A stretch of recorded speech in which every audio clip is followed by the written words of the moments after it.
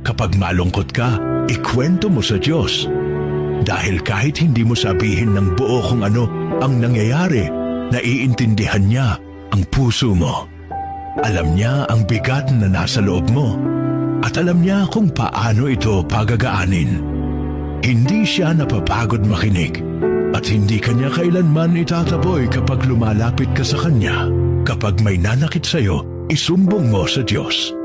Hindi mo kailangang ipaglaban ang sarili mo sa paraang makakasakit pa ng iba. Hayaan mong siya ang magtuwid ng mali dahil ang hustisya ng Diyos ay laging tama at makatarungan. Gagamutin niya ang sakit na sila ang nagdulot at babalik niya sa iyo ang kapayapaang nawala. Kapag may gagawin ka, patulong ka sa Diyos. Kung siya ang kasama mo sa bawat hakbang, mas nagiging malinaw ang direksyon ng buhay. Ang bawat